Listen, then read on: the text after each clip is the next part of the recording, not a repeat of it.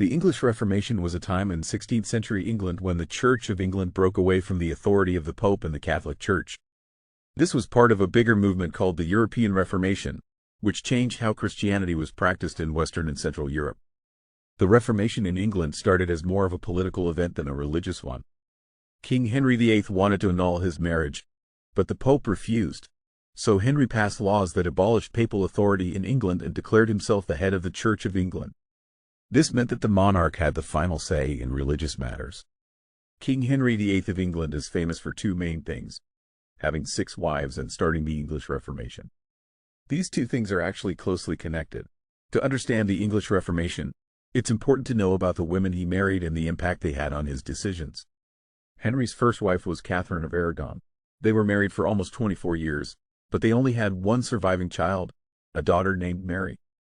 Henry desperately wanted a son to be his heir, so he asked the Pope for an annulment, which is like saying the marriage never really happened. The Pope refused, which made Henry very angry. That's where Anne Boleyn comes in. Henry was in love with Anne and determined to marry her. Since the Pope wouldn't grant him an annulment from Catherine, Henry took matters into his own hands. In 1534, he declared himself the supreme head of the Church of England, separating it from the Catholic Church in Rome. This was a huge deal. It meant that Henry no longer had to listen to the Pope, and he could grant himself the annulment he wanted. Henry's desire to marry Anne Boleyn was a major reason for the English Reformation. He wanted to marry her so badly that he was willing to break away from the Catholic Church. Some people even say that Anne herself had an interest in religious reform, which influenced Henry's thinking. After Henry created the Church of England, he was able to marry Anne Boleyn. However, their marriage didn't last long. He had Anne executed. Next, he married Jane Seymour, who finally gave him a son, Edward. Sadly, Jane died shortly after childbirth. Henry then married Anne of Cleves, but that marriage was quickly annulled. His 5th wife, Catherine Howard, was also beheaded. Finally, he married Catherine Parr, who outlived him. The English Reformation didn't just happen overnight.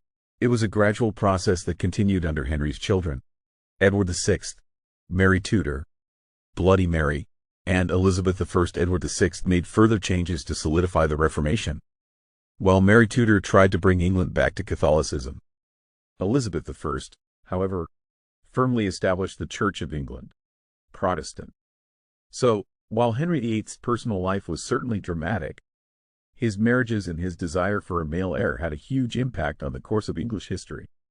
His decision to break with the Catholic Church led to lasting religious and political changes in England.